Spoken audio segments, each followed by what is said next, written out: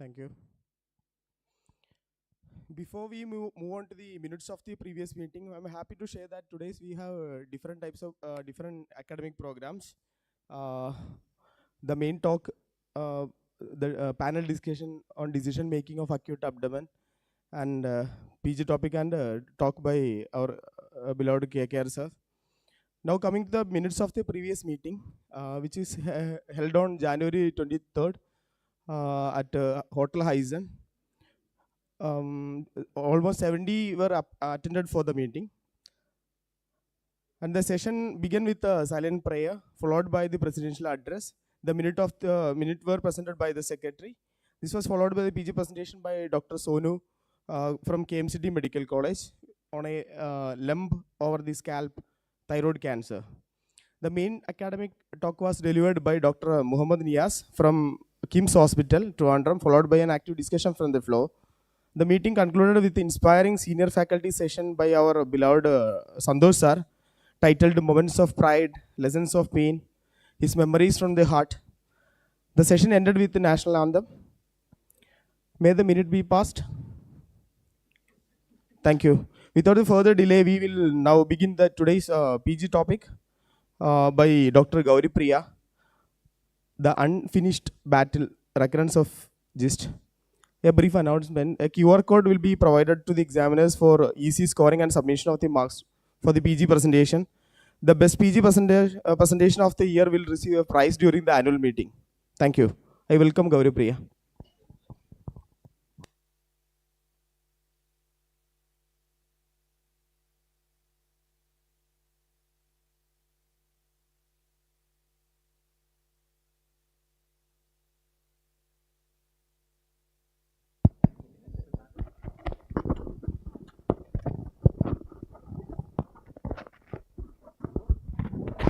Hello. Hello.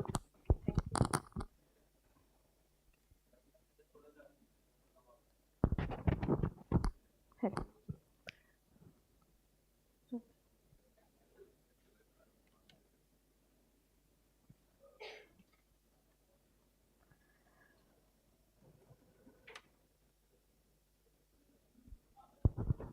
Hello. A warm good evening to everyone present here, members of the Calicut Surgical Club. Am I audible? My professors, teachers, and my colleagues. I'll be presenting the PG topic for today, a case of recurrent GIST, which we have titled The Unfinished Battle, because for the patient it was sure a battle in itself. A patient, 60-year-old male, presented to us in the month of December last year with complaints of pain in his left upper abdomen for a duration of 4 months, which was followed by a lump which he felt in the left upper abdomen for 3 months.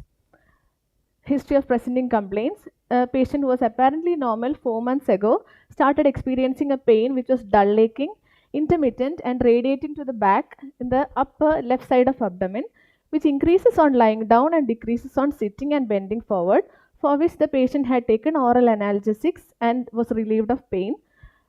Followed by which 3 months ago he started noticing a lump in the left upper quadrant of abdomen, which was insidious, gradually progressing and attained the present size. He had no complaints of any fever, vomiting, loose stools, constipation, abdominal distension, no history of yellowish discoloration of skin, eyes or urine, no history of loss of weight, loss of appetite or melena, no history of any chronic cough, hemoptysis, breathing difficulties, headache or seizures, no history of low backache or no history of any trauma. Past history, he is a known hypertensive on regular follow-up. Surgical history, which is the main component of our discussion today.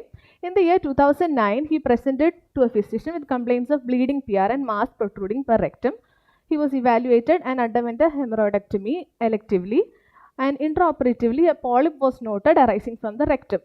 A polypectomy was performed and it was sent for HPR, and the results came out to be a GIST with negative margins. This on follow-up, we did a abdominoperineal resection plus end colostomy in the same year. For a period of 3 years, the patient was asymptomatic or had no complaints except for the massive surgery which he had undergone. So after that, in 2012, he again presented to the same surgeon with complaints of a few urinary symptoms like retention and burning micturition frequently, and he was evaluated to have a pelvic mass which compressed the lower part of bladder. A pelvic surgery was performed through the same lower midline incision, and which was sent for HPR the specimen, and a recurrent gist pelvis was noted. Following which, the patient was advised for imaginary therapy for a period of 1 year, but he followed it only for a period of 3 months and stopped abruptly. In the family history, he is the second child of non-consanguineous marriage with no history of any diagnosed malignancies in the family. Personal history: sleep and appetite are normal, bladder habits are regular, he has a colostomy bag in situ, follows a non-vegetarian diet with no allergies or addictions. To summarize the history, we have a 60-year-old male hypertensive with history of recurrent gist, presenting to us with complaints of a left upper abdominal pain since a period of 4 months, which increases on lying down, decreases on sitting and leaning forward, and a swelling in the left upper abdomen, gradually increasing in size with no history suggestive of any metastasis. Following with examination, patient was examined after obtaining a consent in a well-lit room in presence of a bystander. He was conscious oriented and cooperative, moderately built and nourished. Karnofsky performance status was 70. No pallor-icterus cyanosis, clubbing, lymphadenopathy or pedal edema. Vitals were stable, chest was clear, S1, S2 were heard, oral cavity, skull and spine were normal. Local examination: in the per abdomen examination, on inspection, a stoma of end colostomy was seen in the left lower quadrant, which was functioning with pink mucosa, no edema or surrounding induration. Umbilicus was central, inverted. Lower midline vertical scar was seen. Coming to the swelling proper, a single ovoid swelling of approximate size 15 into 12 centimeter was visible on the left upper quadrant of abdomen. Skin over swelling appeared normal. The swelling does not move with respiration. The upper border swelling could not be appreciated. There is no visible peristalsis, no visible hernia or any impulse on cuffing.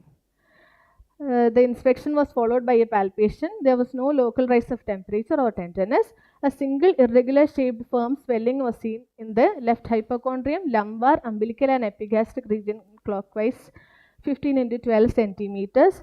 The medial border of which was the midline. Lateral border was seen 6 centimeter medial to the mid-axillary line. Inferior border at the level of umbilicus. While we could insinuate the fingers in the left, within the left costal margin, the superiormost border of the swelling could not be appreciated. The swelling becomes less prominent on Carnet's leg raising test, and it does not fall forwards on bending forward, and it is non-ballotable. Percussion: the swelling was dull on percussion with no shifting dullness seen in the abdomen. Bowel sounds were heard and no audible bruit was seen over the swelling. There were no palpable lymph nodes or left supraclavicular lymph node. So to summarize from the history and examination, we have a 60-year-old male patient with previous history of gist rectum, recurrent gist pelvis, which was surgically managed and has a history of discontinued imaginary therapy, presenting with complaints of pain and a left-sided abdominal lump with increase in size. And on examination, it is single, irregular shaped, 12 into 15 centimeter in the left upper quadrant, less prominent on Carnet's test, does not move with respiration, not falling forwards on knee elbow position, and no evidence of any metastasis. From the following history and examination, I arrive at a few diagnoses. First one is the recurrent gist. Mainly I arrived at from my history and also an examination. Since it could be a retroperitoneal tumor, cystic neoplasms of the pancreas, or retroperitoneal sarcoma. This was followed by investigations. A CCT abdomen pelvis was done. Routine blood investigations were normal. On CCT, a large lobulated heterogeneously enhancing mass was seen involving the body and tail of pancreas of approximate size 9.5 into 12.6 into 12.3 centimeters. It causes mild narrowing of the splenic artery and vein. The radiologist arrived at a diagnosis of it could be either a primary pancreatic neoplasm or any metastatic gist deposit. The patient underwent PAC evaluation and we planned for an exploratory laparotomy and distal pancreatectomy on 15th of December last year. And we observed a tumor arising from the distal pancreas or the tail of pancreas of approximate size 14 into 13 into 6 centimeters with nodular or bosselated surface, firm to hard in consistency with solid and cystic areas. There was no fixity or invasion to any adjacent organs. This is the tumor that we resected. It has both firm and solid and cystic areas. So postoperatively, we arrived at a diagnosis that this could be a rare case of pancreatic cyst. The specimen was sent for HPR. This was the gross specimen the pathologist received. And on cut section, it had both solid and cystic areas, predominantly solid and hemorrhagic areas also. On microscopy, the neoplasm contained of spindle-shaped cells arranged as interlacing bundles and fascicles. The cells had a moderate eosinophilic cytoplasm, elongated nucleus and fine chromatin, and the mitosis was 10 to 12 per 50 high power fields. The cells are embedded in a myxohyalin and chondroid stroma.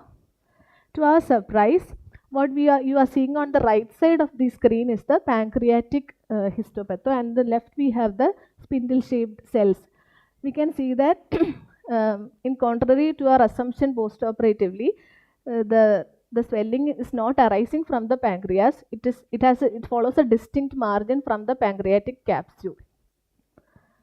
IHC markers were also sent. CD117 was positive, DOG1 was positive, CD34 was positive, SMA was negative, and S100 was also negative. So from the histopathology report, they graded it as high-grade cyst with all negative margins and CD117, DOG1 and CD34 positive. So to arrive at a final diagnosis, this could be a case of gastrointestinal stromal tumor arising from the peritoneum. Since it is more than 10 cm in size, it is T4 and N0, M0 and high mitotic index. Therefore, it is stage 3B. The patient is currently under our follow-up and is following a imatinib therapy for now.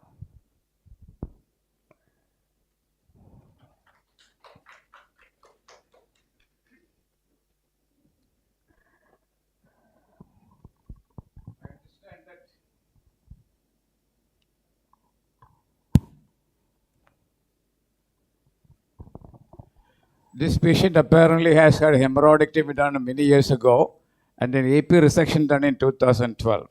In the same year, sir, same year. 2009. Subsequently, she had a pelvic tumor for which it was operated upon. What is the tissue origin of that pelvic tumor? Intestines or something else? Could be peritoneum, sir. Peritoneal. Adherent to bladder. Yes, sir. Pretty unusual. The histopathology then was just. I'm sorry to say we do not have. You don't have the reports. Then. And according to you, the patient started on imatinib. Yes, followed. It's supposed to be given for a long period of time, but he spontaneously stopped it after 3 months on his own. Yes, sir. The current presentation is only dated December last year. Presented as an upper abdominal pain and it lump. Could have been a pancreatic tumor. Clinically, it appeared to be one. Yes, sir. And on surgery, he found it. There was a definite margin. Could you appreciate it during surgery between the pancreas and this tumor?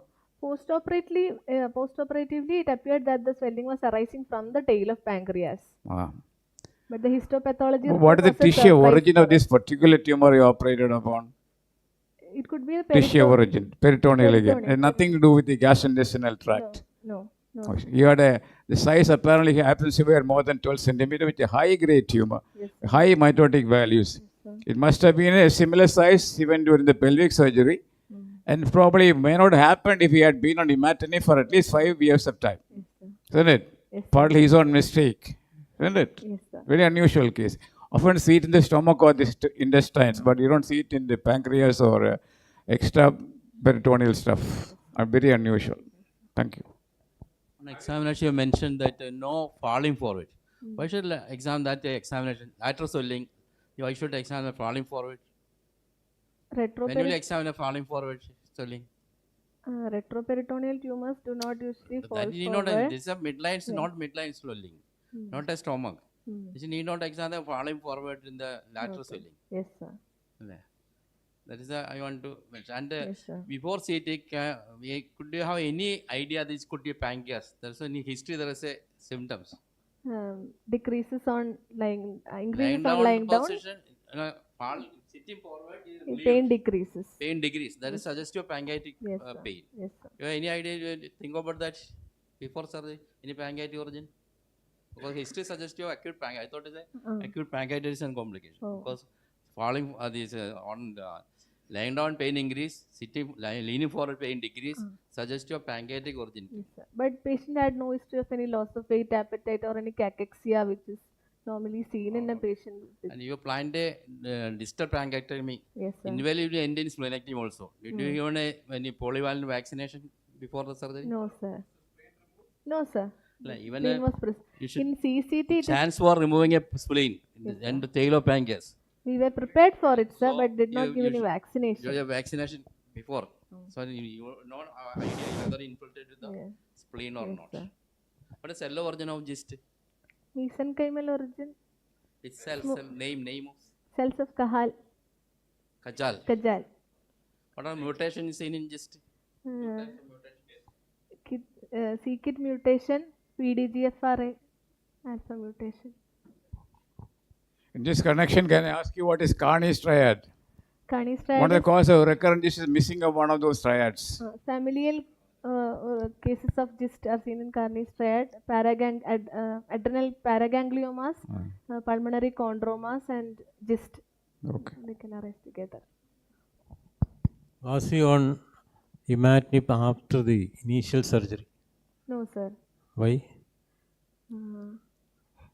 We did not give imatinib, sir.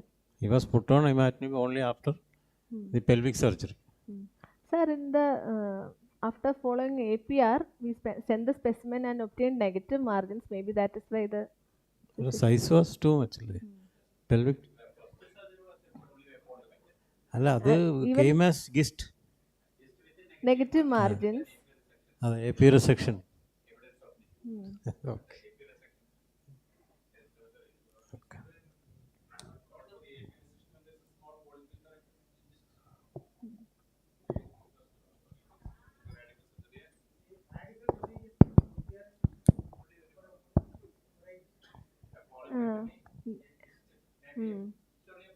Yes, sir. With negative margins.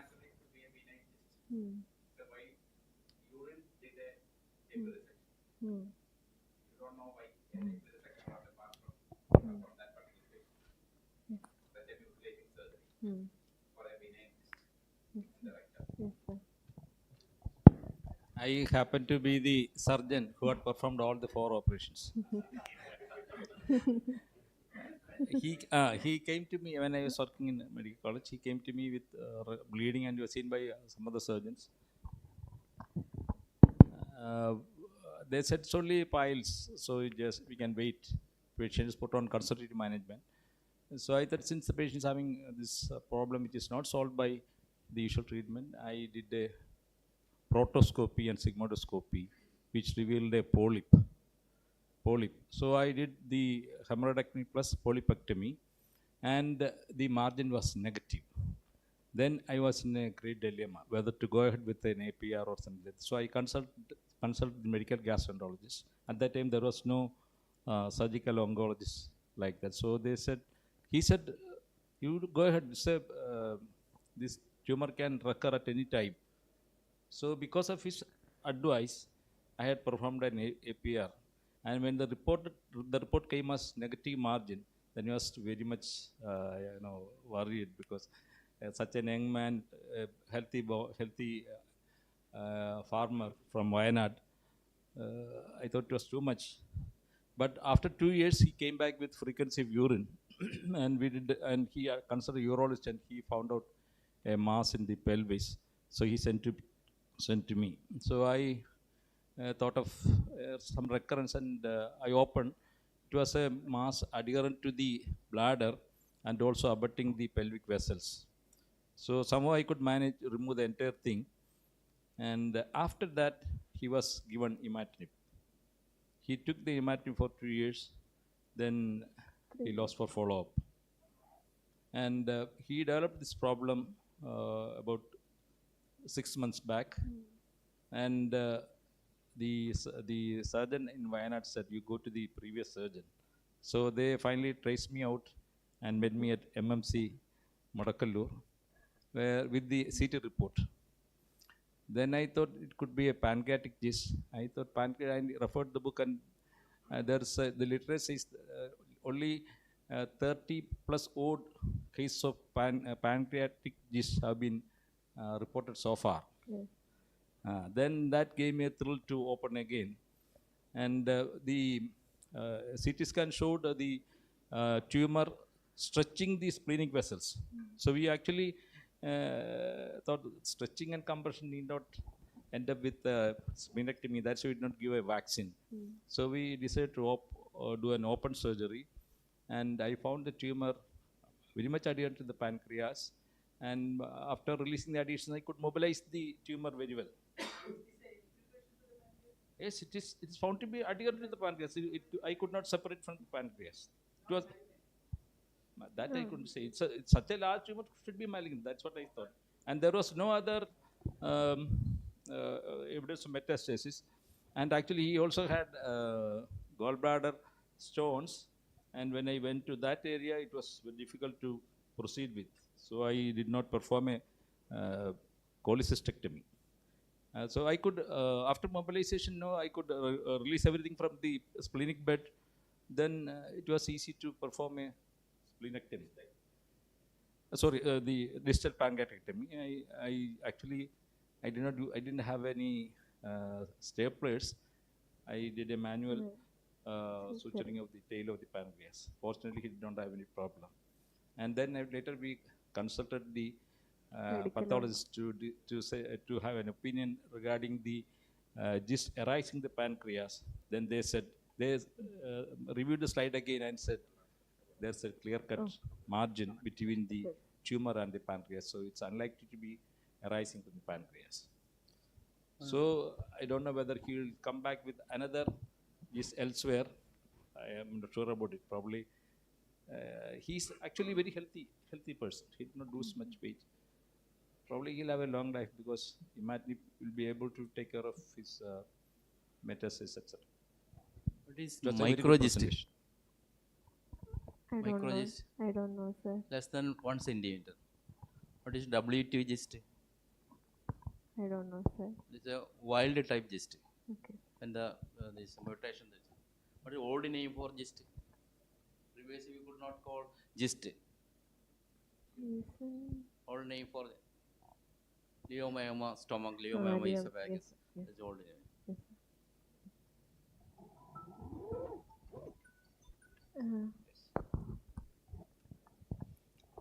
Thank you. Thank you, Gauripriya.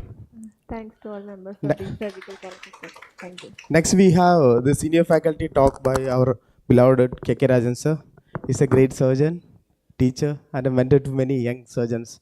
So I welcome you, sir, for the talk.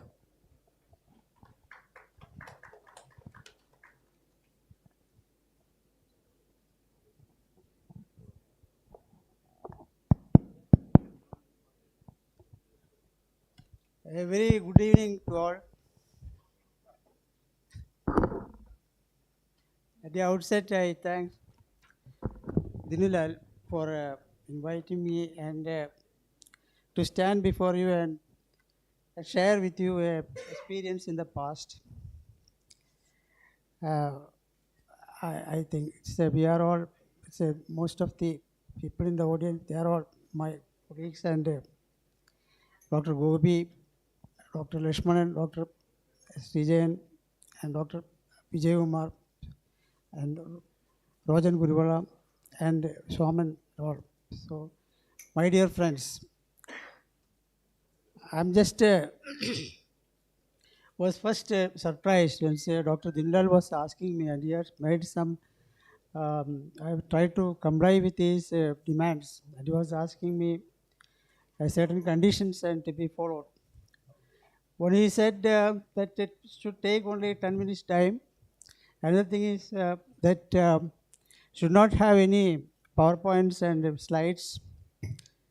Then he also suggested the heading for the talk, any incidents or a case in the past, which is haunting me, and I don't know. I was a little surprised, the haunting me. And anyhow, I am going to just present a case which just dates back to few years back. Few years means when I was assistant to Dr. N.R. Lilly. I think some of us must be knowing Dr. N.R. Lilly. At those times, the lady surgeon, it was a rarity. She was the plastic surgeon too. I was working and I had the pleasant occasions and to work under madam. She had a unfortunate accidents, event, demise and an accident that she met with and she expired. Otherwise, she would have been senior to Dr. A. Tyagarajan. So I was working as a tutor in the S6 unit. We had one patient, and he came and he said, "What I am going to discuss is a rare case, a very rare case, and it's not been seen or it's being not reported anywhere in our area, and perhaps few scattered, or it's one or two or three presentations. Cases are being described and seen in the literature." So this is a gentleman who happened to come our the OP. I was admitted and we had swellings in the left forearm. There are multiple swellings in the left forearm. Actually, he was running. He was not in a very sick because of his was running fever, and also his swellings were all painful. One unfortunate point is that this fellow didn't give any appropriate answer to the questions, and he was actually retrospectively he was misleading us actually, and in history. When we asked about these details regarding the history, the swellings, past history and all these things, what we could decipher is that he had no history of diabetes or no history of any chronic illnesses, that's all. This man, after all, because of his the signs that we happen to that seen, anybody would suspect this to be an abscess. So we were thinking that it could be hidradenitis suppurativa or necrotizing fasciitis or some benign cystic lesions, and it could be infected and some foreign body, and like that we thought of. So this person was naturally be subject him for a aspiration and prove, and because it's a cystic swelling, and prove whether it is an abscess or not. So the same thing was done, but aspiration, of course, revealed a seropurulent fluid.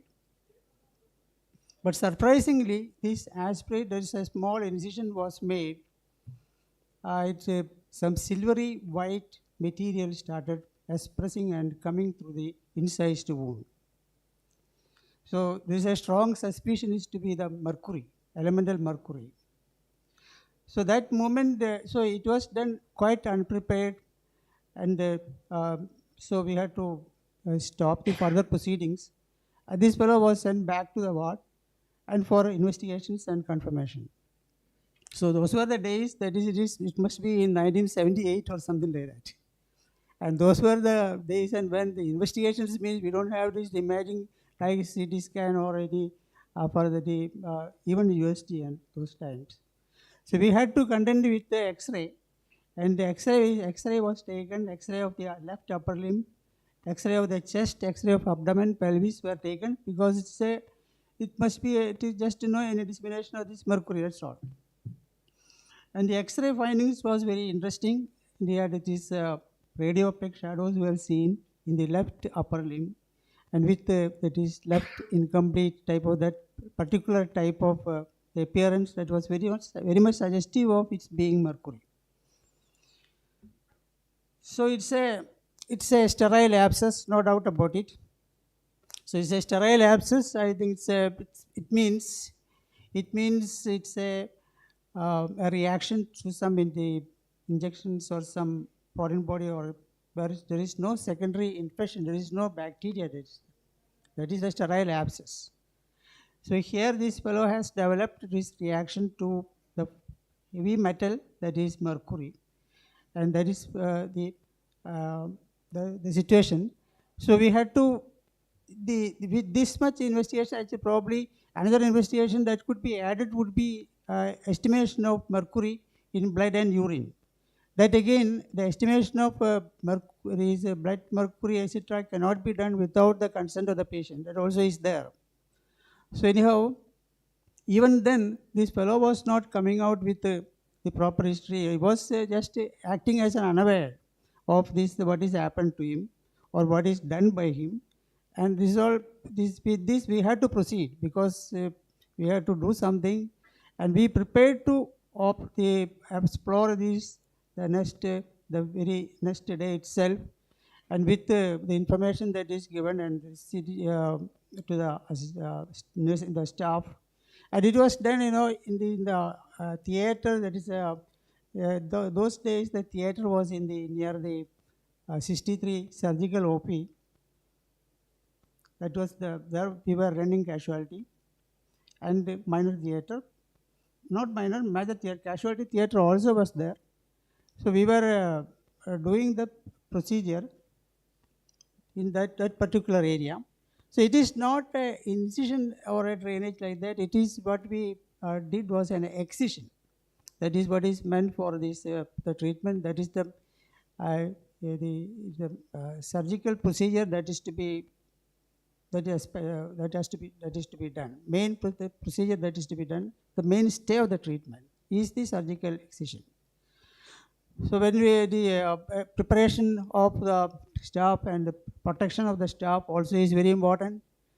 So the use of gowns, use of gloves, and then wearing the foot care and everything was necessary.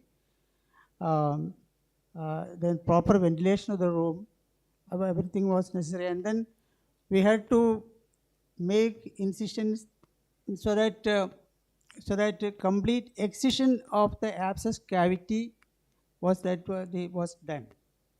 Mercury could be identified in crevices and in the deep to it, even to the muscles. There was sufficient amount of fibrosis there around it, and a lot of tissue necrosis. Actually, even the skin was about to ulcerate and this sinus formation. The more challenging was how to collect this mercury and dispose it. It was more challenging. So we had to collect it in a plastic bottle, and it cannot be thrown here and there. See, it is the environment protection is very, very important. So we could not throw it in the basket or in the sink. It is the wash basin sink. So it has to be collected, and actually it has to be disposed in a peculiar, better way, that it doesn't cause any contamination or water, air, or the food chain. Now with this, that is the local complications. That is what we expect. That doesn't complete the part of the treatment actually. So this has been done. This much has been done, so that our goal was to remove whatever residual mercury is there left behind. This is a very important point, because even in the literature or anywhere that I searched, this point, it was seen that mercury poisoning is a vapor inhalation, and that is how the poisoning occurs. So it is not subcutaneous or intramuscular or intravenous injection of the mercury. That is supposed to be the rarest, and that is the one here that what we suspected also. But in liquid mercury or liquid metal, it is liquid metal, and it is non-injurious. It's true, but at the same time, it is a dangerous poison once it is being exposed outside. Because it vaporizes means the vaporization, that is a dangerous, and that is the more commonest form of this mercury poisoning. Now here it is being localized in the adjacent area, so the adjacent part of the airways, it can vaporize, and this is the liquid metal, and which vaporizes normal room temperature. And it is once it's being that is one of the typical exposure, I would say, is the vaporization of mercury. And we have got a typical exposure, that is the least common. A typical way this exposure is vaporization, and it can have these the two parts. You can have the acute as well as the chronic. So acute incidence means it is very fatal. Once is the vapors are being inhaled, patient will have that again. Acute means it is going to be the larger quantity of the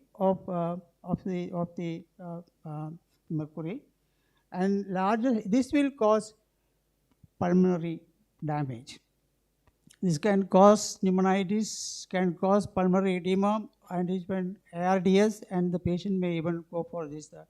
That is the acute form. And here the chronic means the patient has been exposed to the low doses or the low vaporization for a considerable period of time. And when it gets the metal that gets absorbed into the pulmonary circulation. Now, as such, whatever complication or toxicity occurs due to mercury, it is going to be due to its the transformation to mercuric oxide, that is more dangerous, or to the mercurous oxide. Now, in vapor form, it is absorbed into the pulmonary circulation, and in this same form that it is being circulated, and being lyophilic, so elemental mercury is lipophilic, and it is easily absorbed or diffused into or cross blood-brain barrier. So one can imagine that it is going to result in cerebral damage.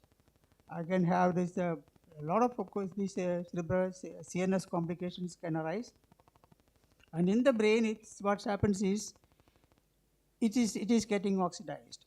So wherever it is in the tissue, or if it is in the blood, where all this gets oxidized.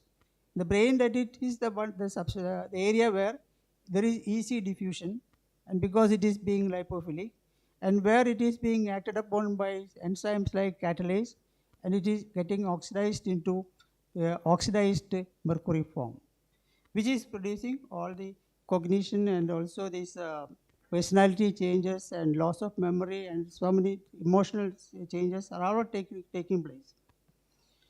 Again, this is about some 80 to 90% of the mercury that is being inhaled. It's happening. That is what is happening is the diffusion into pulmonary circulation. A portion of it is getting transformed into the oxidized form of mercury. This also is happening in this lung is the one area, one organ where oxidization of mercury can take place. Other organs are in this liver and spleen. So it's the oxidized mercury which is getting transported in bloodstream. Actually, it is the changes are there taking place mainly in the erythrocytes, and then it is getting distributed in all over the body. And this is getting excreted. The excretion means it is going to take place through the kidney. So another organ which is very badly going to be affected is the kidney, where this inorganic mercury, and this inorganic mercury, please must understand that it is a water soluble. So mercury itself is not water soluble, it is fats lipophilic, whereas inorganic is the water soluble, and which I think it is the way of this, mercury becomes poisonous. It reaches the kidney, and the kidney is bearing this the load of mercury, and it's getting badly affected. Because it's a excretory organ. So this is the collection or the accumulation of mercury is going to be more in kidney as well as in GI tract. GI tract, it will excrete through the feces, which also may get badly affected. So this is the one way that I am just explain. That's all the mercury. It's a vaporization and producing complication. That is the main way of this. What we heard about is poisoning. Another is, of course, the subcutaneous and intravenous administration. So here in this person, we are kept in unawares. We don't know whether this fellow had a injected subcutaneous or whether this fellow had injected it intravenous, nothing is coming out from him.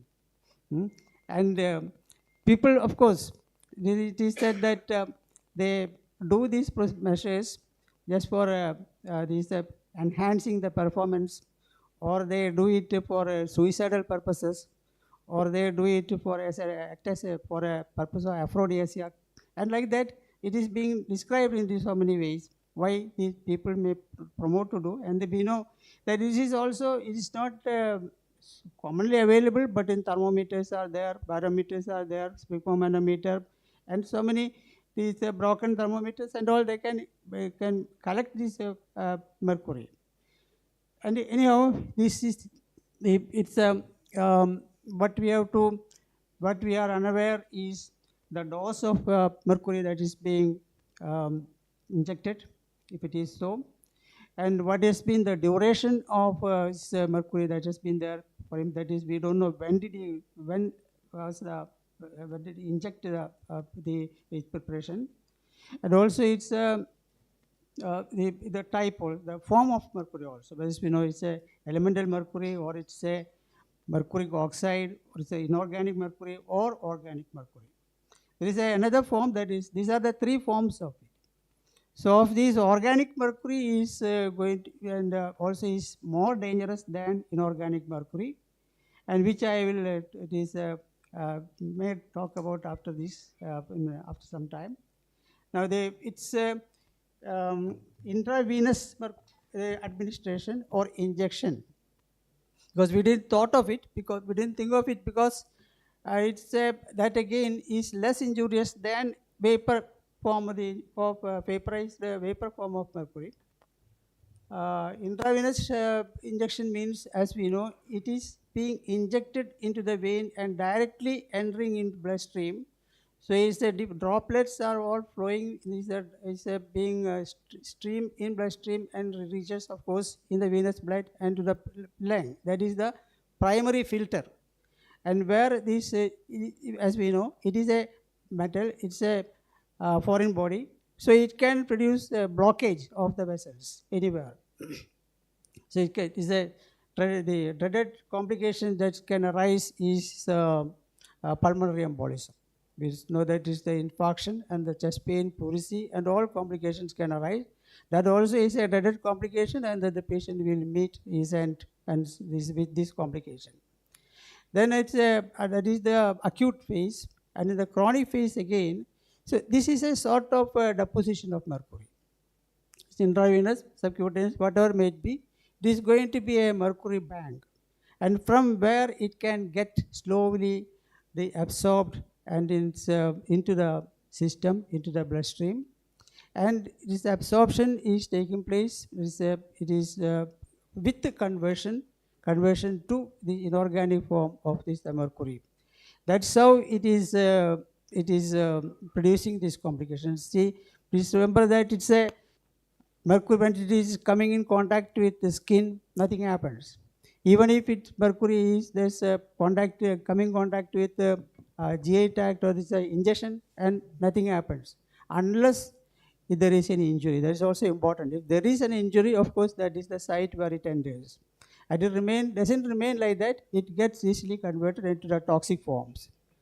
Now this is the from pulmonary side, it again it can get embolized. Some of them it can get embolized, because after distribution into the arterial side, it can get even embolized in the heart, or even it can go to the distal areas, and where it can get embolized, and there it acting as a bank or a deposit from where this toxic substance can gradually be released in the long run. So this how whereas subcutaneous injections means there it takes time. Of course, the deposition, the local deposition, and it goes on it gets duration, and so that it can absorption and the complications to rise. And here this patient, as far as just 5 minutes, and here the problem is what happened here is that this fellow smelt the dangers of the sequelae to arise, and so he was missing, was not seen the what, and so he was missing. So because we had so our we could not proceed further because this matter had to be managed and by that even it's suicidal purpose means intimation and toxicology and it's all these people are to be consulted, and neuro and renal nephrologist must have to be consulted. Anyhow, you may ask why any treatment was not given and why any medical treatment not given. So of course there is. It is only when the patient has developed the systemic toxicity. So systemic toxicity, once it develops, then of course we have dimercaprol is there, which is known as the British anti-leukocyte, or we have DPMS is there and the DMSA is there. So acute and chronic we can use the acute, and then chronic we can use the first 1 and 2. Then the DMSA is the dimercaprolsulfonic acid. This can be used for the eliminating this remaining mercury.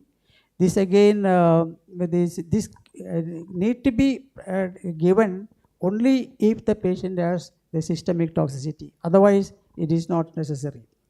So with the remaining, and a long follow-up is very important. We don't know what's happened to this fellow. So from this itself, we know there's a long complication. The complications are yet to arise in the kidney and also in liver and in the GIT, where it is acting as a corrosive.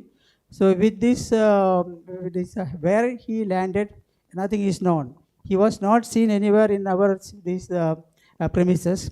Perhaps he might have smelt the danger facing us again, and because we don't know how we are about to further proceed with all this, which may go against him, or is that was the situation.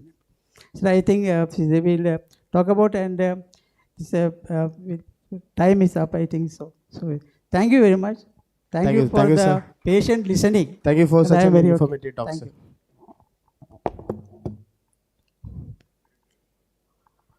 So today's main topic was planned with a specific purpose.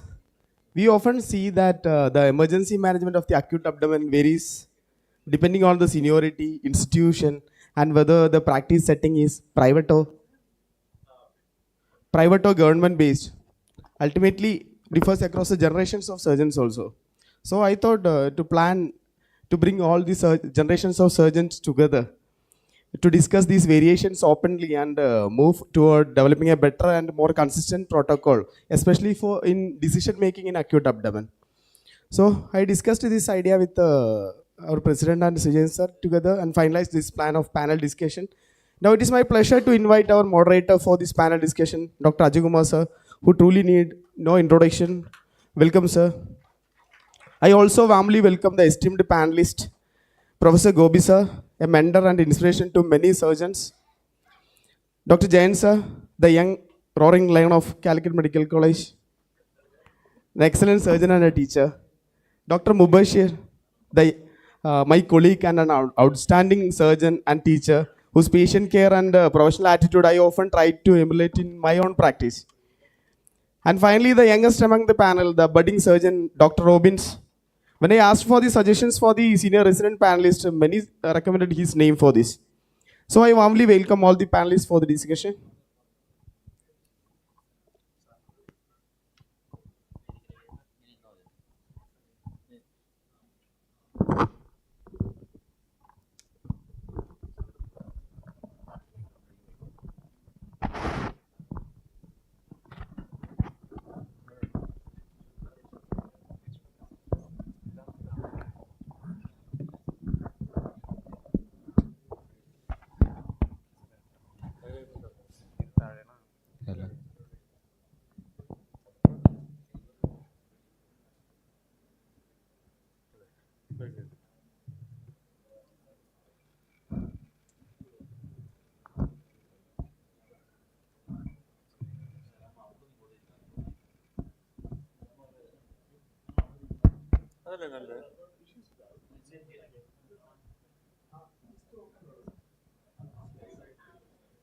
അത് slide കൂടുതൽ കാണാനൊന്നുമില്ല.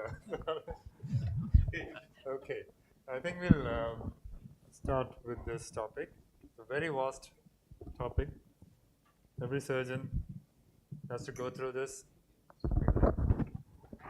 dealing with acute abdomen throughout his or her entire career.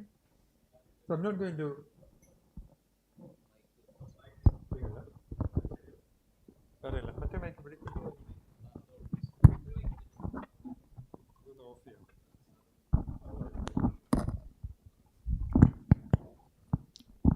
Hello, is this better? Okay. So we're not going to go through the proper evaluation of acute abdomen management and all. We are going to look at trends in dealing with this problem, and that is why Dinu has arranged surgeons from different generations. Gobi sir representing, although he looks very young and vibrant, he represents a generation where there were no investigations. Maybe an acute abdomen patient coming, I don't know what investigation was there at that time. Gobi sir will enlighten us, and he will be able to tell us how he managed it. And then we have the spectrum, Dr. Mubashir, Dr. Jayan, and then our young surgeon Robbins. Okay, so we will move on to specific questions. My role is very limited. I'm just going to put some points, and we will hear what these generations should have to talk to us about this. Definition. Can we all surgeons agree on a definition for acute abdomen? Govi sir. Acute abdomen actually very difficult to define it, but invariably it is considered a pain within 1 week or 2 weeks, maximum 2 weeks considered acute abdomen. Okay, that is fair enough, pointing in the right direction, but surgeons. Jane. Hello. Acute abdomen. Okay, regarding acute abdomen, that means it requires some intervention. That's what I understood. Exactly. Surgeons should have a role. That is where an acute abdomen comes in. Stedman's dictionary has a definition of acute abdomen: any serious acute intra-abdominal condition which presents with pain, rigidity, tenderness, which warrants surgical intervention. Can we all agree on that? That is acute abdomen. Okay, here's a comment from the floor. All acute abdomens does not need a laparotomy at all. For example, an acute pancreatitis is one of the most difficult presentations you can ever encounter. It can mimic an acute coronary attack, perforations, anything. So great is the percentage, profuse sweating, ischemic features, or suggests a profound shock-like picture. But very often, this acute pancreatitis turns out to be acute pancreatitis later on, will not warrant any surgery at all. So that doesn't mean intervention doesn't mean it's always surgery. There are different types of intervention. Okay, that's all. Okay, before we move on to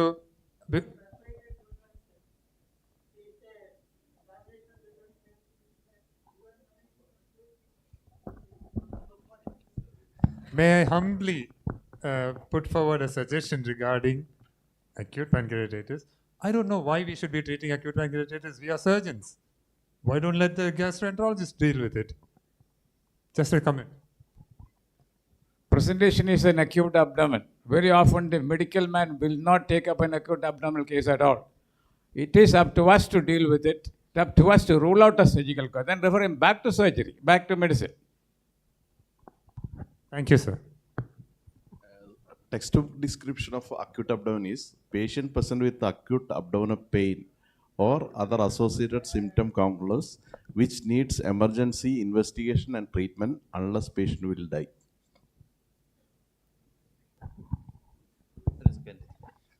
Acute abdomen, always there is a conservative, especially in our there is a acute mesenteric adenitis. It's present as acute abdomen, but doesn't require any surgery. But surgeon can wait and see what will happen. Diagnosis of investigation.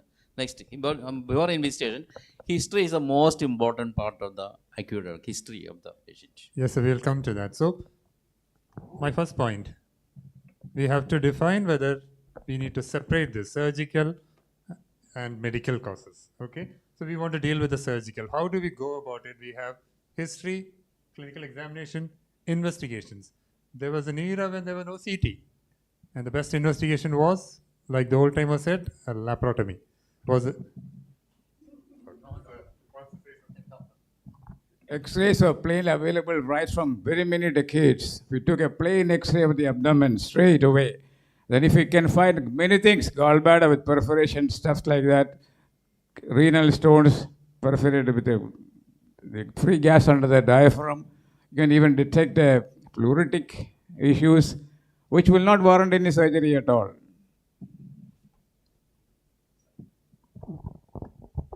Yes, we'll leave that mic there for the expert comments coming from the floor. Yes. One point I would like to make here is time, the factor. Delay in diagnosis. As things speeded up now, we'll come to that. Briefly, pain, the cardinal symptom. Just want to highlight a few points for the benefit of the trainees. Two types, intermittent pain and the continuous pain. Intermittent, hollow viscous plus smooth muscle. Obstruction is not mandatory, even an irritation is enough. Continuous, solid organs, ischemia and inflammation. I think we can all agree on that. Again, this might help point ourselves towards the diagnosis. The somatic and visceral type of pain, one is localized, the other is not localized. Yes, relevance of history taking. Can we start with Gobi sir? I'm not going to put scenarios right now. Gobi sir is free to talk generally or specifically on it. One I want to mention that our panelist doesn't discuss before. Only first time we are meeting. Exactly. So there are no That's the whole point. pre-made questions. So what are the questions? Relevance of history. Relevance of history. History itself, we can diagnose most of the acute abdominal. Just and the time of pain started, whether it is the morning, the daytime, how many hours, and duration of pain. Lot of this will in your mind from the history you will get a diagnosis, and position of the patient in the bed, that also give a diagnosis. Let me put a scenario to you, sir. Patient coming with features suggestive of intestinal obstruction. Okay, that was a scenario, say 40 years back. A patient coming with same features suggestive of intestinal obstruction. Okay, now the patient also has a CT, which shows a growth in the sigmoid. Do you want to waste your time taking a long detailed history? The question, Definitely, you please. take a history. Still with the CT, you should take it. Without the history, should not proceed. This is a common scenario we encounter daily in the ward when we take round. Sir, patient came with pain abdomen, CT shows nothing else. CT shows. Unfortunately, one more thing I want to mention. Pages nowadays say what is the finding of USC, what is the finding of CT. First they mention CT. So you have nothing to explain further because the CT findings already revealed. That is should not be happen. The first clinical history, clinical examination. Yes, please follow. Sir, what is your take on that? Sir, history is very relevant. You have to take a detailed history, always and always. So many incidents are there. There wrong CT report and wrong USG report misled us to unwanted surgeries. So history, especially the pain, the severity of the pain, onset of the pain, and the site of pain, and the radiation of pain, so are very relevant and features of intestinal obstruction. So the history is more relevant and history and clinical examination is more relevant than investigation. Jane. Regarding history, I think if you take a proper history, almost entire cases, I think in surgery we can make a preliminary diagnosis. That's why always when I am teaching students, even PGs or UGs, history of present illness. That is the most important thing. If you spend little bit time upon that history of present illness, almost all cases you can make a diagnosis. The other investigations are just an adjunct to that, to combine with to confirm the diagnosis. So importance of history is very important. Actually, the history, without history you cannot proceed. Robbins, why do you want to waste your time taking history? A patient is coming with a CT. Everything is written in that, fully investigated. Why can't you just go and improve your surgical skills? Sir, I rightly agree with my senior faculties who stated that history is very important. As Mubashi sir told, there have been instances where the CT report was totally wrong. A proper history could have made a clearer picture that this patient was not having the thing in which we are prostrating on in CT has nothing to do with patient's current condition. There is a prejudice that builds up when we see a CT, and that will totally deviate from the right direction of management that I've seen. There have been situations in which, as a final year, I admitted cases in the ward. My unit chiefs, they will take a proper history of the patient, and they will prove us that the condition for which we admitted the case is not the exact reason why patient was having a abdominal pain. Even now, when I take duties as casualty MO, a small history of whether the patient had food from outside. I've seen the final years taking amylase lipase and all for a patient. Maybe we will be having a gastritis, but there will be the history and all those things would make a clearer picture. But they will see the patient is having epigastric pain. A panel of workup would have been done. So these things, the more I am taking duties, I understand that history taking is very important, as said by my senior faculties. Exactly, panel of workup would have been done. It would have been a small epigastric hernia, which is the fat is getting strangulated, but all other investigations would have been done, probably including a scopy. Why are we still having patient came with RAF pain, ultrasound showed prop tenderness, and sir, we posted for appendectomy. Why is it still happening now? You are well aware of the importance of history. Why has the trend changed? Sir, one thing I feel about is based on a lack of experience. Maybe you are blaming teachers. No, sir. Lack of our experience, why we tend to. We are not guiding you properly. No, sir. When we take these patients to the ward, our unit chiefs, they correct us, and they show us what the correct. Casualty most, please note. They have to come to the ward, and the unit chiefs have to correct them. I belong to a far earlier generation than even Gopi. When you had a case of acute appendicitis, clinically suspicious on the Alvarado scale and the Montreal scale, you have a clue that it's acute appendicitis.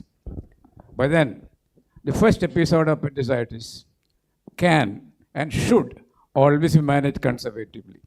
You may require IV fluids, relative aspiration, antibiotics, nothing else. The first time should be managed conservatively, according to New Bailey and Love. Watch, observe. It may look like a case of iliac gardenitis, always mistaken for it. And very often in my casualty work in MCH Calicut, the ones we have done earlier on turned out to be catarrhal appendicitis, a pathological help for us. There's nothing regarding appendicitis at all. They save us by saying catarrhal appendicitis. There's nothing like that issue at all. Should be American. So watch. The Martev events will tell you whether it is acute appendicitis with perforation or not. First time, unless it is perforated with the peritonitis, which you may have to intervene. Otherwise, first episode, just because acute appendicitis does not warrant, will not warrant any interference at all. That should be taught to the juniors. Watch and observe. Second episode, do it. So we will keep that comment in the later conflict on management of specific abdominal problems. We will save it for that moment. Some comments from Professor Srijan, sir?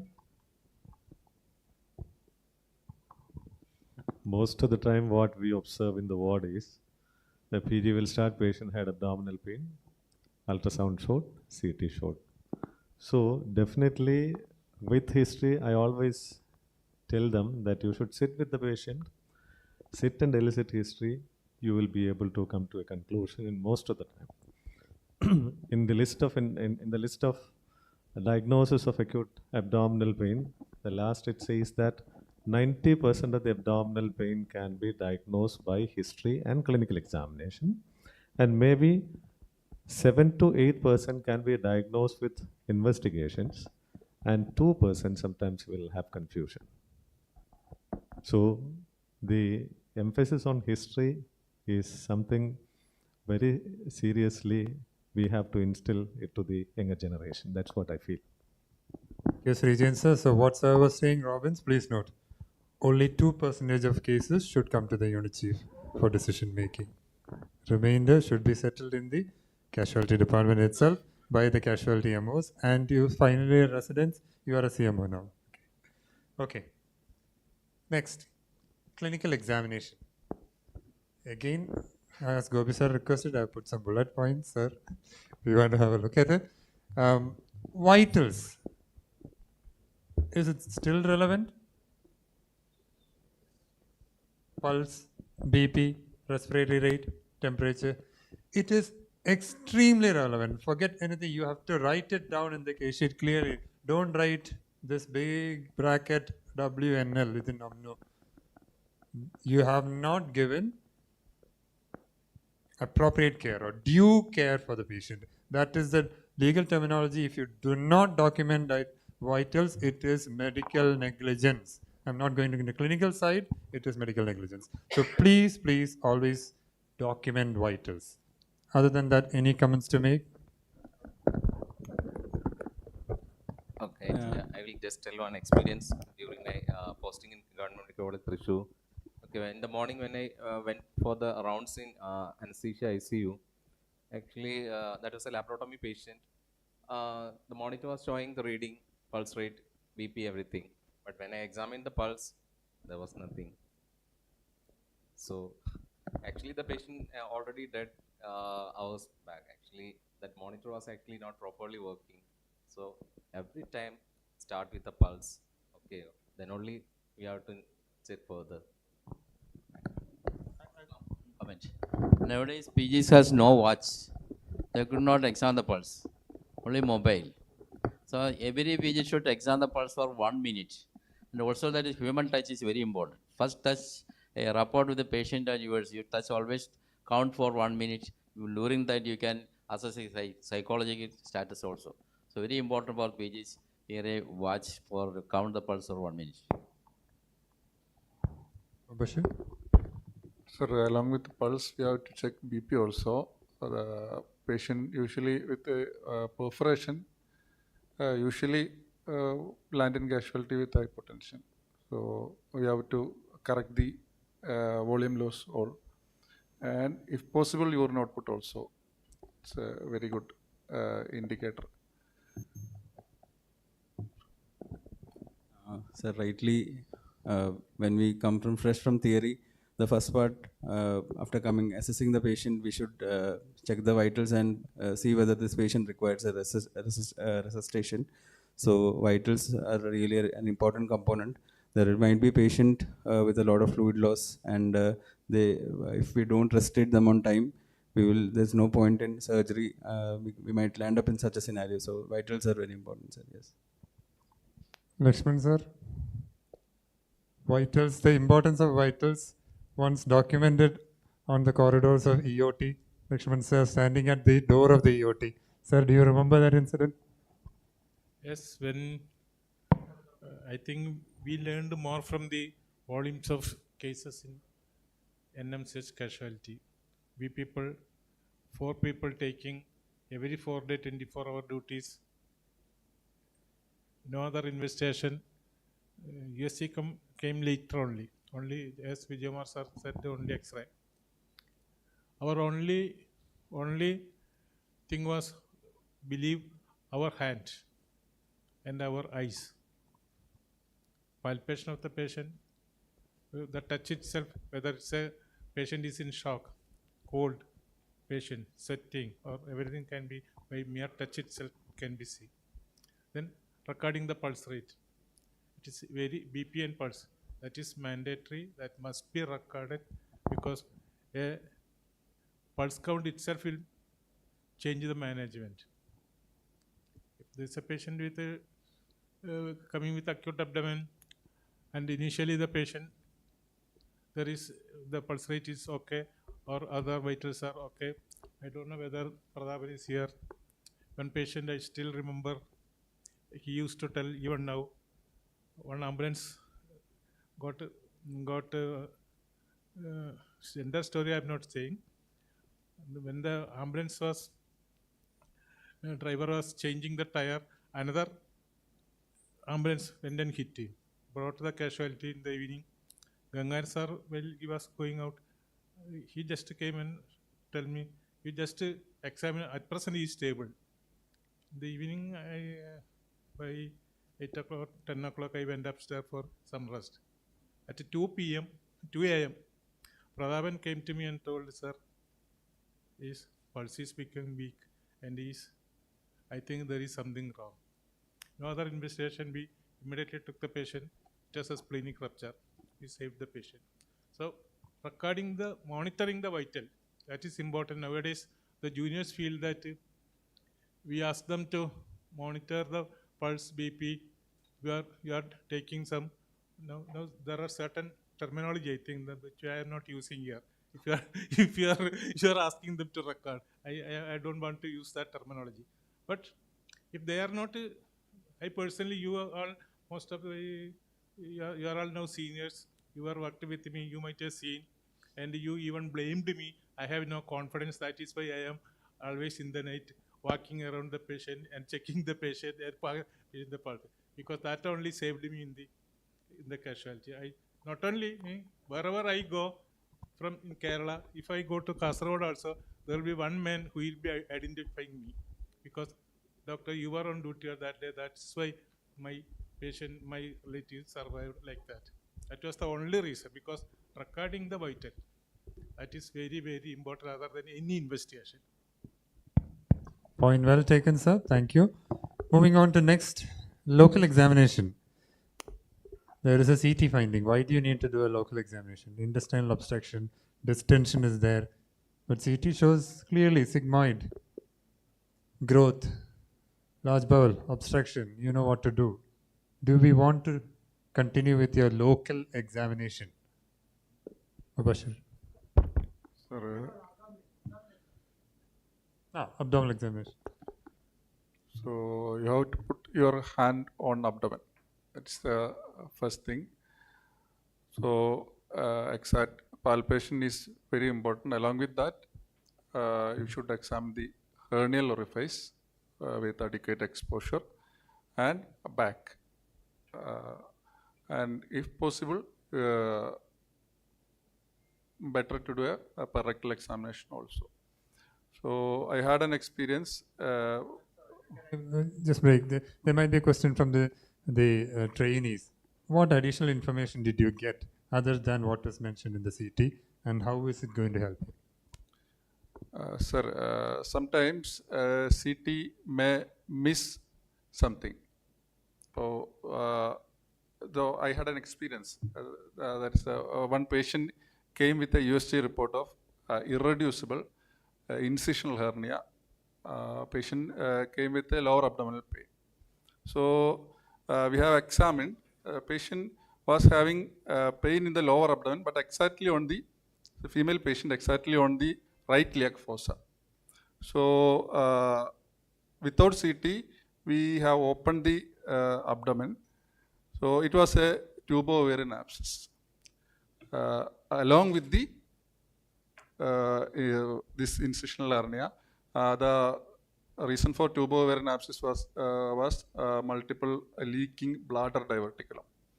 So the clinical examination will lead you to correct diagnosis and interventions. Similarly, I will give you an example.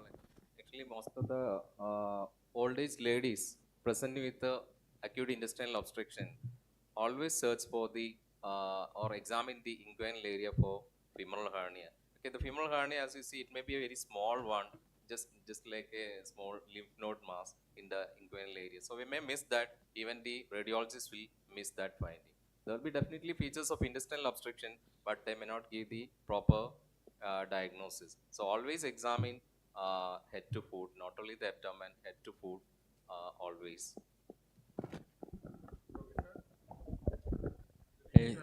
His surgeon's best investigation tool is his right hand.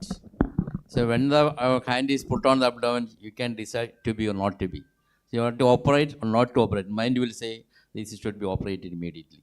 So that is the best investigation tool with you always. So always palpate, keep the hand on the abdomen. They tell the most of the reveal a diagnosis that you immediate operation required or not. Then you can go for the investigation. And also one you always percuss the abdomen also.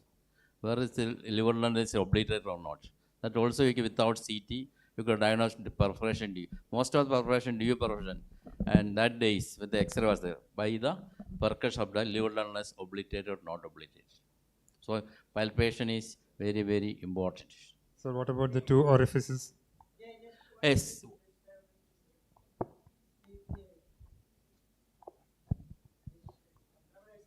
As Dr. Gobi said, if the abdomen is soft on palpation, it is not a acute abdomen.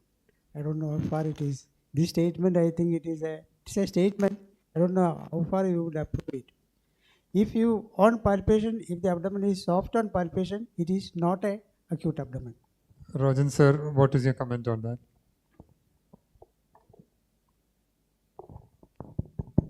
Yeah, I think when you palpate, like things like acute renal colic is also acute abdomen. And when you palpate, you don't get anything. So I don't think it stands like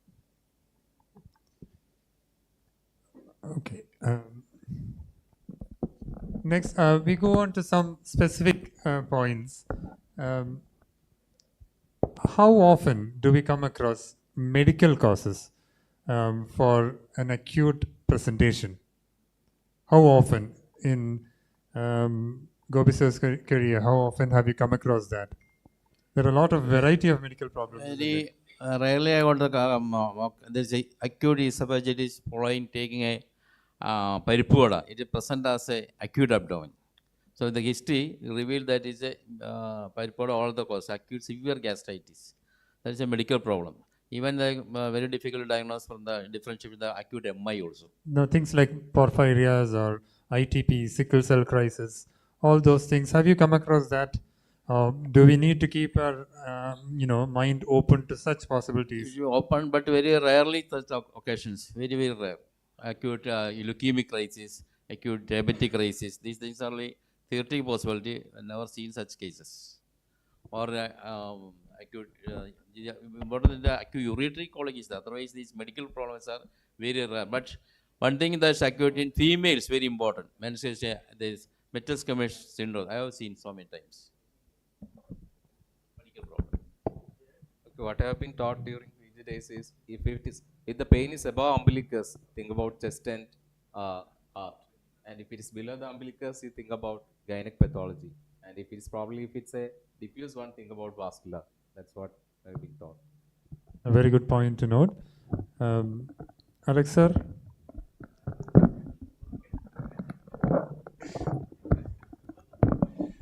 In your experience, sir, medical problems, we'll go on to the next one. Gynec problems as acute presentations. How often?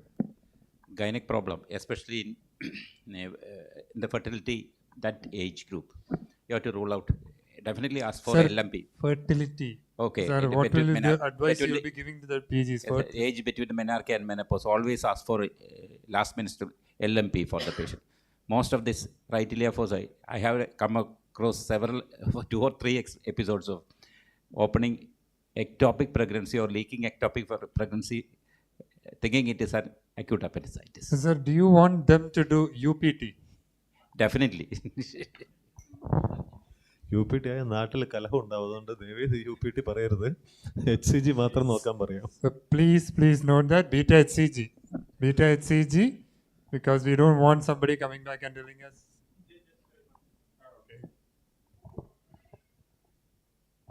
Even if the patient has undergone PPS, you must do a UPT.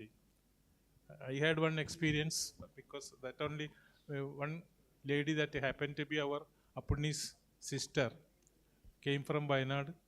Her history, she was having acute abdomen, but PPS done. Send the patient in the evening for USG. Till night, the patient was not returning. I went to the radiology, and the patient was lying in the corridor, waiting. MO was not there. Then I asked my intervention, USG was done. It was a leaking ectopic tubal, Apurni's sister.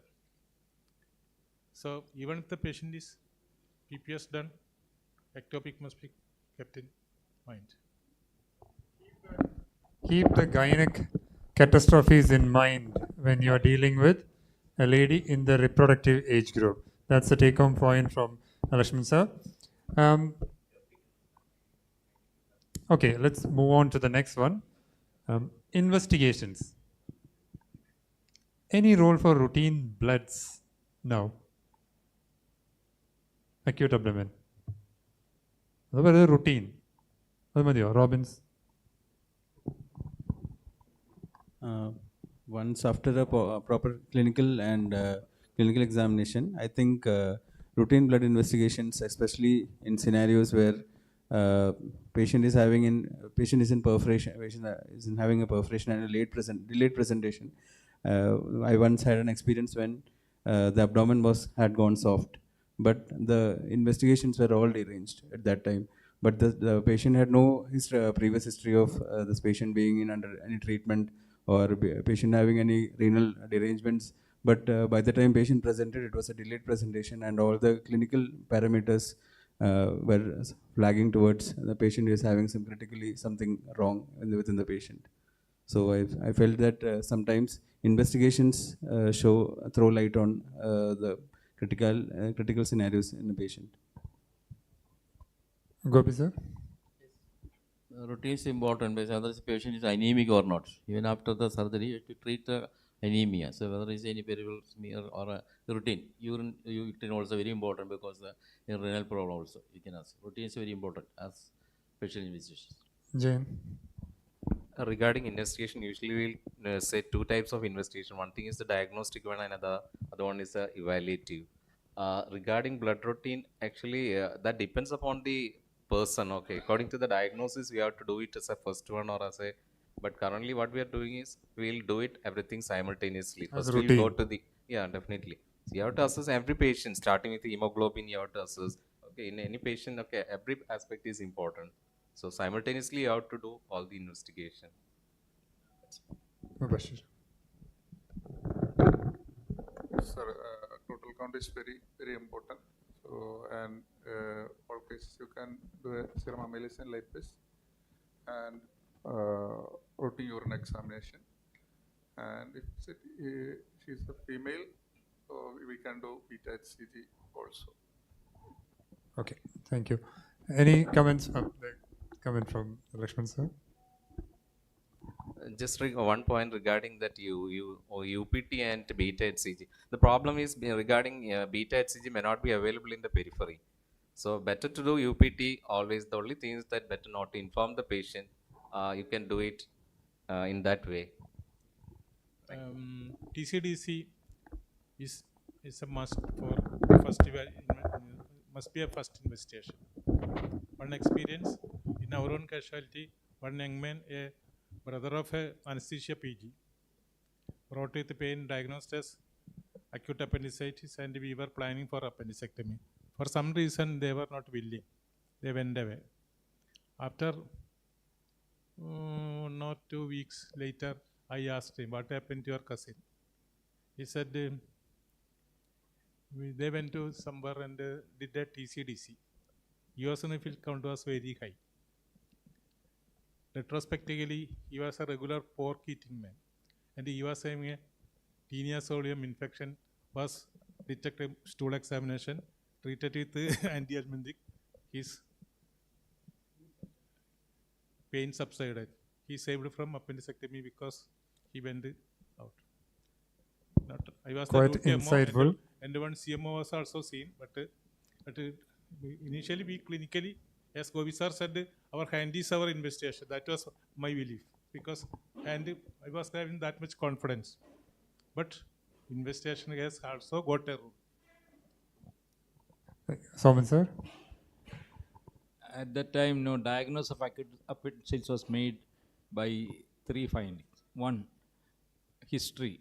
2, tenderness and rightlia fossa. 3, TC more than 10,000. So in the absence of other investigations, we used to rely on these 3 features to diagnose appendicitis, and we used to proceed with appendicectomy because most of the time our diagnosis used to be very correct. Thank you. So the bottom line is, these routine in blood investigations are still quite relevant. But what about a plain X-ray abdomen in the era of CECT? Gobi sir, plain X-ray abdomen. Plain X-ray is always available everywhere and very important tool for before taking CT or ultrasound. Lot of things you can diagnose. Most important is whether the pancreatitis because L1 got a linear calcification, calcipancreatitis, or in a picolith, appendicitis, renal stones, or in the gas and diaphragm. That is a very important clue to diagnose. Once you get the obliteration of the liver dullness, then the next investigation is X-ray erect posture. If erect posture is not possible, left lateral position X-ray also enough for the. That's very important in plain X-ray. Always in all acute abdominal condition, in spite of CT. Robbins, do you want to do an X-ray or straight away CT? No, sir. Definitely, X-ray will come before CT, especially in scenarios. It will just waste your time.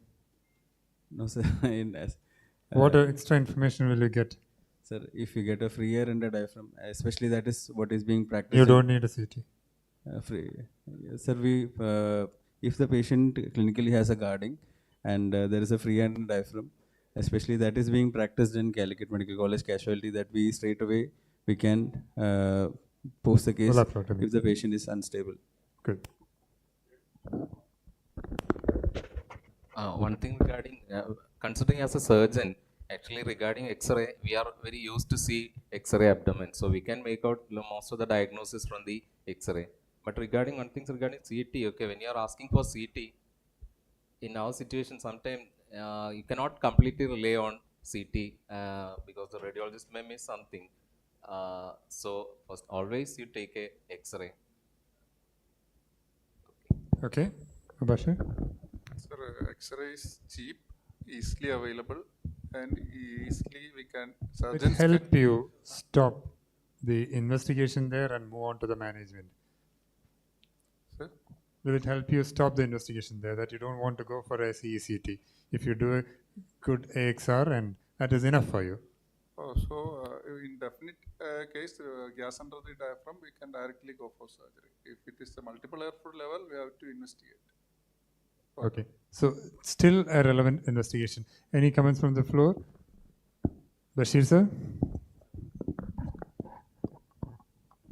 Plain X-ray abdomen. Plain X-ray should be taken, no doubt about that.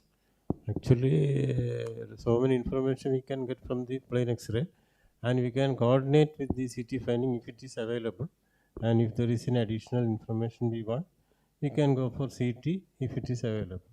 But without plain X-ray, don't proceed with any acute abdomen. Thank you, sir. So another similar investigation is ultrasound.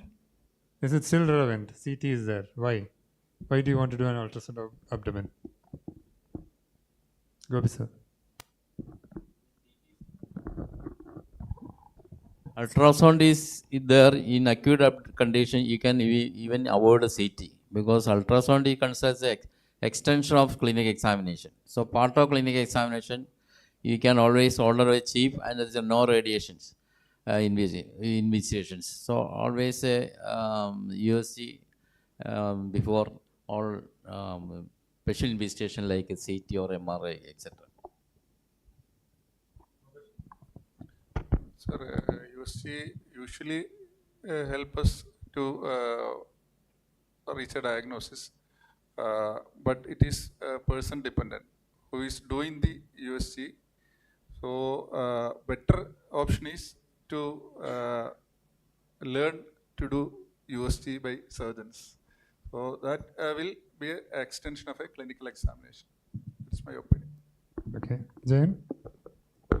That's actually the important point. Always better to learn. Almost most of the gynecologists are performing ultrasound as an extension of the clinical examination. So also better to learn. Surgeons also ultrasound investigation. Considering other CT and all, okay, the only thing is it is purely subjective. So that's only issue with the ultrasound. Robbins? Sir, I agree with my senior faculties. Good. Yes, Srijan sir. There are a lot of information which we can get from ultrasound, but ultrasound is one of the tools which is very well misused. That's what I feel, because always acute appendicitis is a clinical diagnosis. It is not a radiological diagnosis, and most of the time the sonologists will say subacute appendicitis, other appendicitis and all, and the surgeon will be carried away, and finally appendicectomy is done. And the incidence of negative appendicectomies are much more, and I am sure that Gobi sir will be able to tell something about that, because we have conducted a study long back, and the negative appendicectomy was around 30 to 35%, even in Calicut Medical College. So I think most of the time the diagnosis of acute appendicitis with ultrasound has to be taken with care. I think the residents at that time were not aware of the technique of squeezing the appendix and waiting for 5 minutes so that some inflammation is there before doing the appendicectomy. Right, sir? So this used to happen. People used to squeeze the appendix and wait for 5 minutes, and some inflammatory response is there, and then you do the appendicectomy. The pathology will show inflammatory response. Okay, so that is a sidetracking. With the advent of all these investigations, Gobi sir, do you still think abdomen is a Pandora's box? Still, the abdomen is a Pandora's box. Even if CT finding is there, when you open the laparotomy, surprise then will surprise, entirely different. So, even the expert surgeon would not say what is the diagnosis by palpation to some extent. So, abdomen is considered a Pandora's box, even though with this investigation. Okay, panelist, Mubashir? Sir, with all investigations, abdomen is a Pandora's box. I agree with that sentence. After opening the abdomen, entirely different scenario we have came across several times. Also agree with that? Yes, definitely. Okay.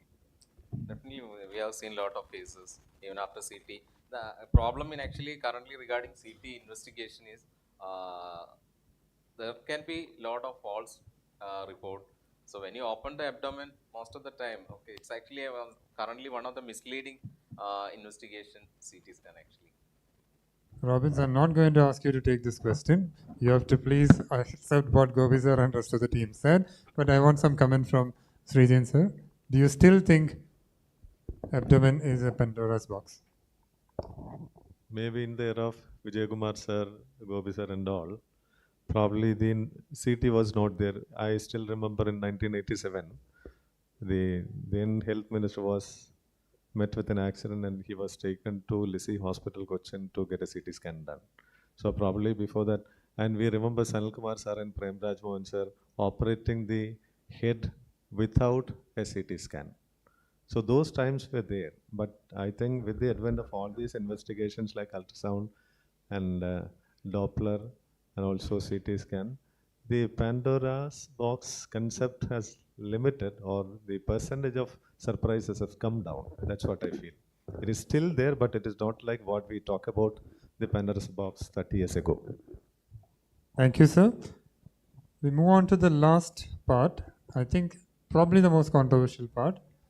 Management guidelines. Here again, I'm not putting any scenarios, but before we start off, do the panelists agree on standardization of management guidelines? Let me start with the younger generation. Robbins. Sir, my take is definitely, sir. In the beginning phase, when we have doubts, especially these guidelines are something that will guide us. when we are in medical college, we definitely have our seniors to call out for help. But in certain scenarios, if in certain settings, if we don't have anyone, then management will be the only, the guidelines will be the only thing that can help us take the next step or the next decision, and that is something that can help us legally also. Yes, sir. Are you happy with the guidelines that we have currently? Which No. guideline do you follow in Calicut Medical College? Sir, basically, in theory, we have certain guidelines. For example, in trauma, when do you, for a spleen, Acute abdomen or Yes, sir. abdominal conditions. Yes, sir. Do we have guidelines? No, sir. So that's a big deficiency, isn't it? Yes, sir. And are we keeping pace with international guidelines? Do you No, think sir. so? Why can't we do it? We are a tertiary. Sir, I feel the international guidelines are now heavily relying on investigations, and the clinical aspect is somewhere being overshadowed. So that aspect, which is preserved in our in our Indian setting, that should continue. So we have to form local guidelines. Yes, That is sir. your take on Yes, this. sir. Mubashir. I have same opinion. We have to make standardization in our environment. So we have to upgrade with time. That's my opinion. Actually, decision making, there are two types of decision making in emergency. One is what we are told is the codified system, either a protocol or a guideline based. Always better to make an institutional guideline system, but after that, definitely a personal opinion, starting from junior to senior, it's always important. Gobi sir, you have been operating for more than 3 decades, probably. Why do you want to change your management plan? You have been comfortable doing something, and it has worked well for you. Why do you want to go along with the newer guidelines? For example, why do you want to now do an emergency cholecystectomy for acute cholecystitis? Why not conservative? Always guidelines are better one for the patient as well as for the surgeon. You always follow the guidelines. Just like appendicitis, Mandel's criteria, acute pancreatitis, Ranson criteria. The international accepted guidelines. So always follow that. Is better for the surgeon, better for the patient. So always follow the guidelines. So you can create your own guidelines. That is important international guidelines. So you can save in the court of law also. Thank you, Gobi sir. Rojan sir, any comment from you? Is guidelines important, or are you happy to do what you have been doing, which has worked well for you? I think guidelines are very important this day, especially in this era of litigation and all that. If they, and I feel there are standard guidelines for every sort of disease, every treatment. So each institution need not have their own guidelines, provided the investigations that are usually done are available in that hospital. So we can follow international guidance, and if we do that, we always stand up in a court of law. If something goes wrong, we followed the guidelines. That is all that you. So I think guidelines are absolutely important. Do you not agree with a localized version of guidelines? Because Robbins was saying that some of the Western guidelines, it's difficult, it's more investigation based. So it might not be practical to apply it in an Indian setting.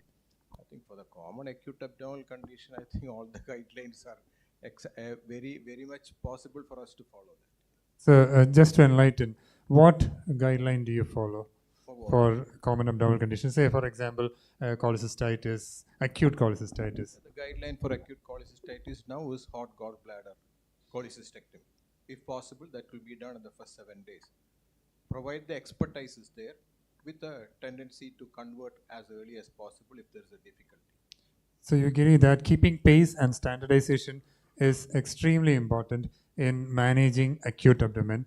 That was my main take on that, management guidelines. Scenarios, I think Sir touched on a scenario where appendicitis, acute appendicitis. I was saying that you should not do it in the first setting. Govi sir, what is your take on that? Acute appendicitis, medical or surgical? As VMR sir mentioned, first time I think better to you can conservatively. If there is no CT or ultrasound not available, clinical diagnosis first time, then you can conservative manner. If the second time, definitely Even always. if it's a female, young female, reproductive age group, has no children, do you still want to give medical management for an acute appendicitis or have a low threshold for operating on that patient? First time I will always consider say medical management, medical man, even young conservative management. Unless he is waiting for examination or interview or waiting for PSC examination, then I will consider surgery. So it depends on the patient also. Bashir. Sir, better Medical or surgical, acute appendicitis? medical management. First episode, medical management. Recurrent episodes, acute emergency laparoscopic appendicectomy. Jayan? Actually, that decision has to be taken according to the patient. Okay, we may not be able to tell every patient that it should has to be conservative in the initial phase. There are a lot of other aspects we have to consider.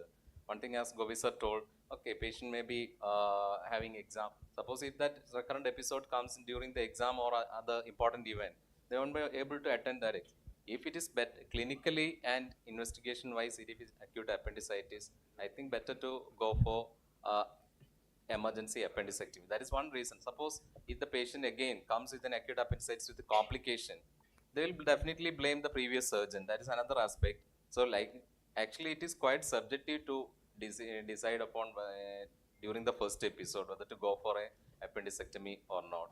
I always prefer to go for emergency appendicectomy if it's clinically and investigation wise if it is appendicitis. Alexa. Okay, I would like to agree with Dr. Jay. Acute appendicitis first episode. How can you 100% sure that it will not perforate? If it is a young lady in a fertile age group, definitely I will go for appendicectomy. So you will keep a low threshold for the surgical management in a young lady fertile age group due to the risk of infertility. The take-home message, somebody said you should not do appendicectomy in the first episode. That is a wrong message. I do still believe, and that opinion is reflected by Dr. E.P. Rajan also, that the first episode should be conservative, irrespective of whether the patient is going to have an examination or a lady of 17, 18 years of age. It's a Pandora's box. We all agreed. You open up for procedure wherein nothing else is possible. If conservative works, go for it. Patient is not being put back when sent back home. He's in the hospital. If it perforates, fine enough, do it. But why open up an innocent abdomen where something benign procedure can do the trick? Why open up a box? A lady at that, once you open the abdomen, it's never the same again. Whether you do it laparoscopically or otherwise, you're manipulating. You're manipulating. That abdomen will never be the same again. You will recurrent colics, many other episodes. She's a lady of this age. Be careful in her. The box is just not just like anybody else's. It's her box. And sometimes you manage conservatively, they may remain without an episode anytime. Whether to go to an exam is no criterion at all. Not at all. But opening somebody else unwarranted is not warranted at all.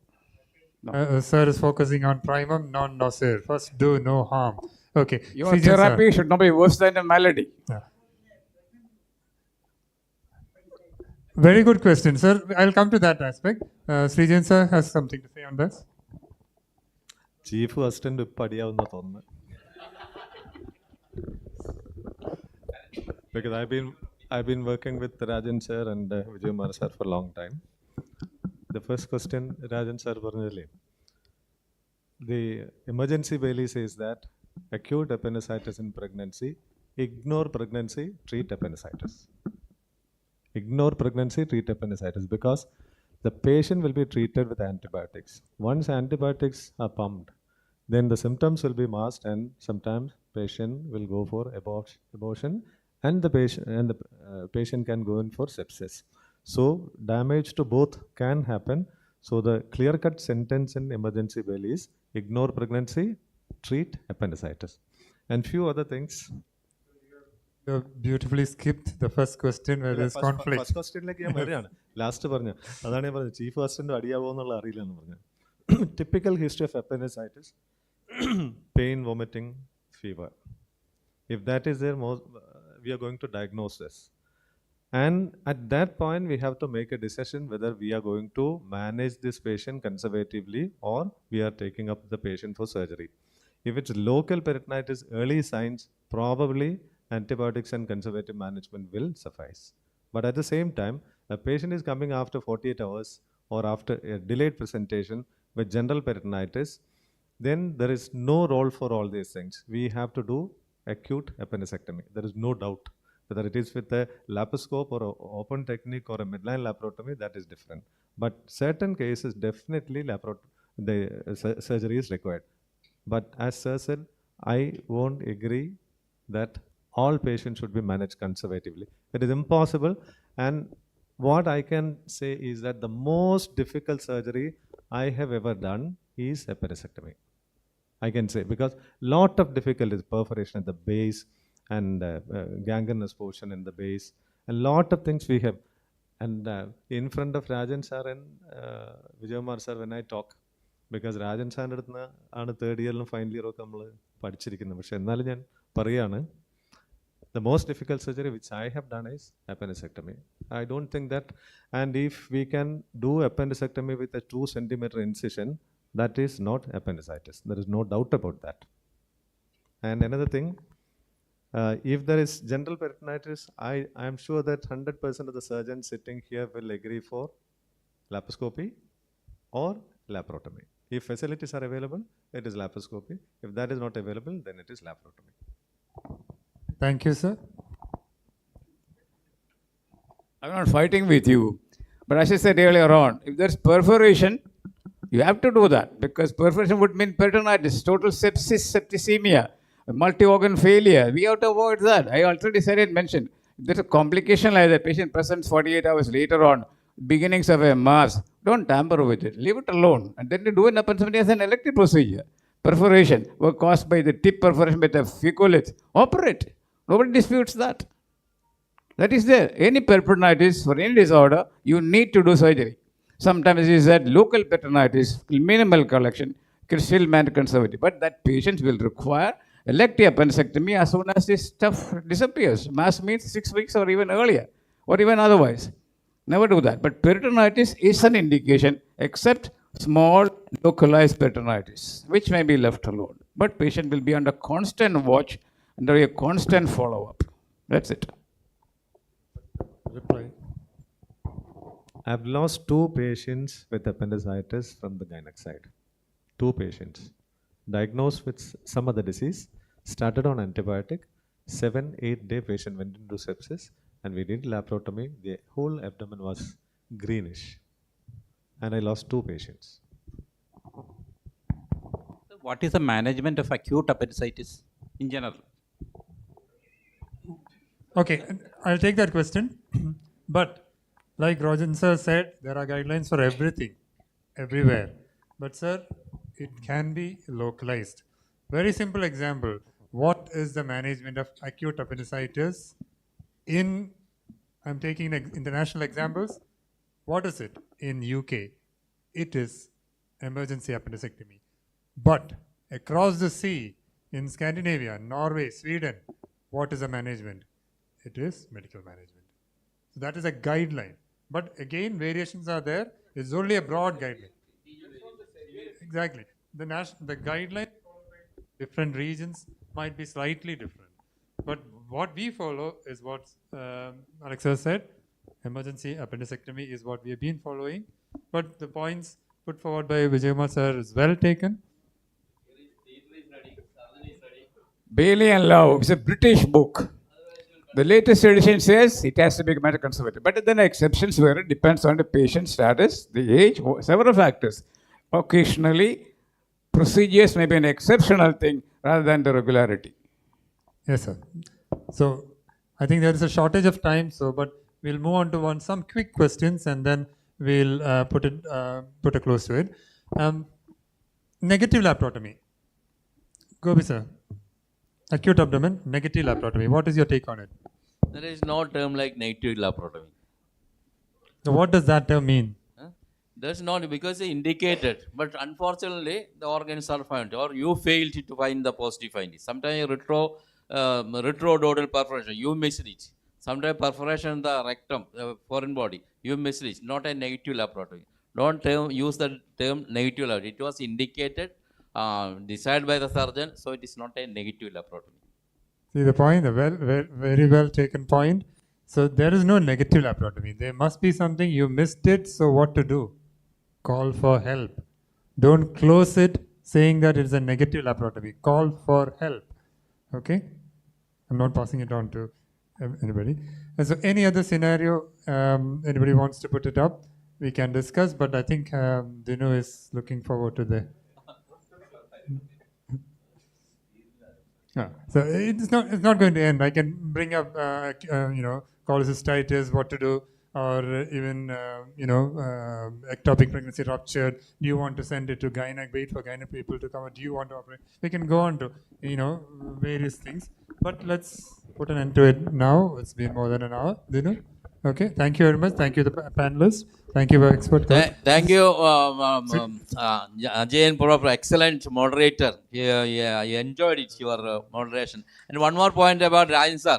I did Sherlock some story like your explanation in the abscess. Now is a pyogenic abscess, pyemic abscess, cold abscess. Now there's abscess, mercury abscess. That's the story of the Rajan sir. Thank you, sir. Ajay, I would like to mention few points. Because most of the time when a patient comes with acute abdominal pain, the clinicians start on antibiotic. So I would like to say that antibiotic is not the treatment for abdominal pain. Without a proper diagnosis, never ever start antibiotic. Because the symptoms will be masked and finally we will miss the diagnosis. That is one.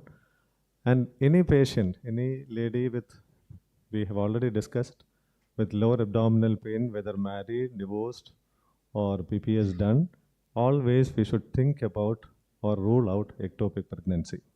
Otherwise, that is a preventable cause of death. We have to think about that.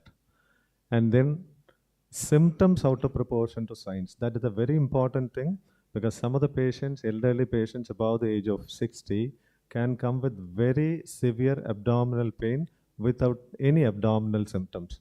Rajan sir was talking about that. Sometimes initially the abdomen can be very soft because mesenteric vascular occlusion is one of the most important diagnoses we are likely to miss. So any patient coming with symptoms out of proportion to signs, we have to think about that.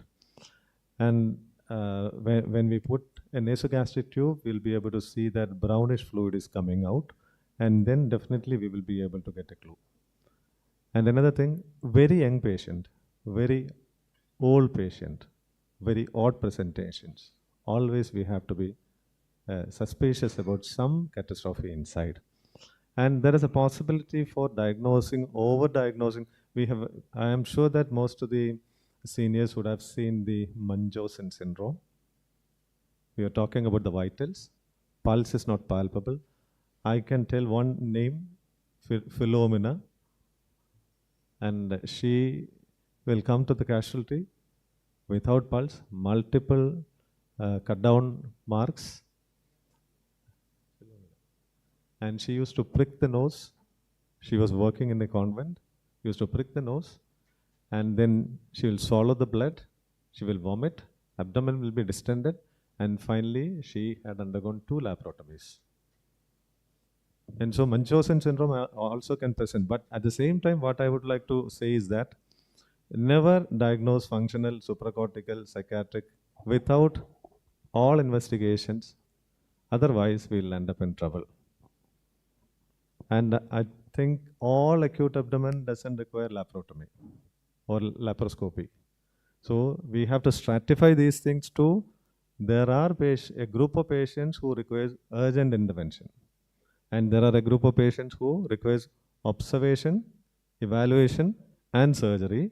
And there are patients who requires observation alone and follow-up. So all patients will not come on the table.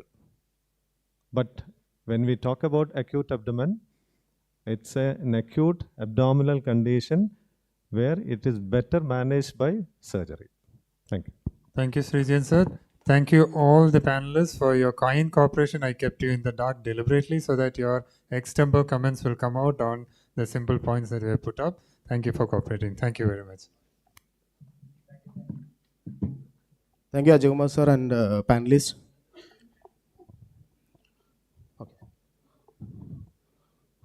So the golden rule in acute abdomen, that is treat the patient, not the scan. Okay.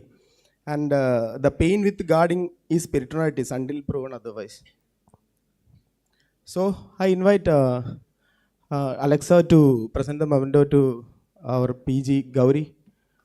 So I invite Dr. Gauri.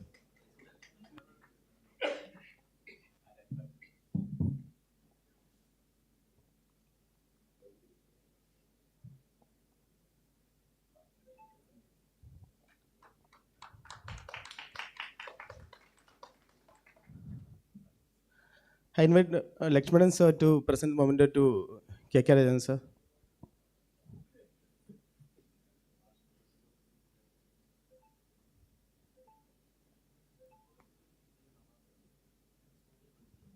Actually, this is a great privilege for me to give a memento to my teacher, and we worked together every day. I think this is this is a rare opportunity, first opportunity to get me in this audience. Thank you, sir.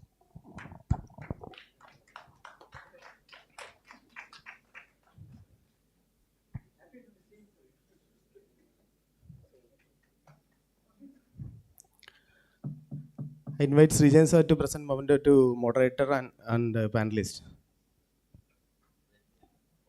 Govi sir. Jain sir. Mubashir. Robins.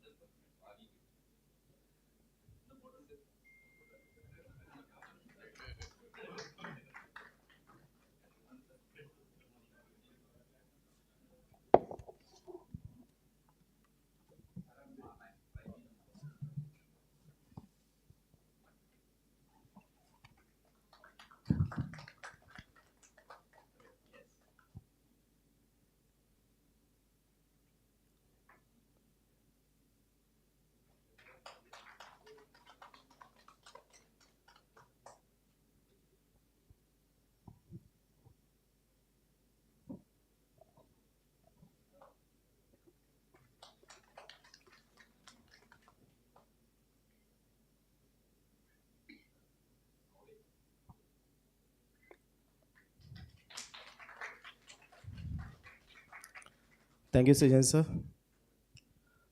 So finally, the vote of thanks.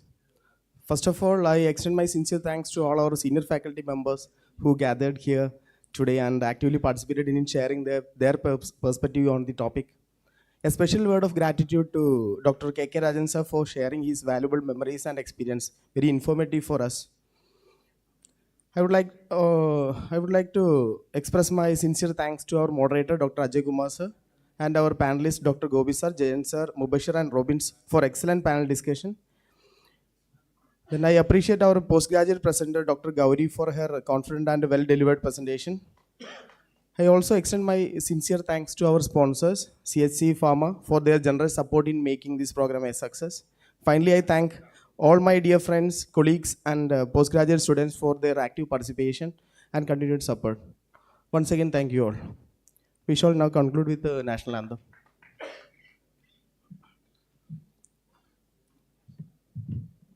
जनगण मन अधिनायक जय हे भारत भाग्य विधाता पंजाब सिंध गुजरात मराठा द्राविड उत्कल गंगा विंध्य हिमाचल यमुना गंगा उच्चल जलधि तरंगा तव शुभ नामे जागे तव शुभ आशीष मागे गाहे तव जय गाथा जनगण मंगलदायक जय हे भारत भाग्य विधाता जय हे जय हे जय हे जय जय जय जय हे. The meeting is adjourned for dinner and fellowship. Thank you.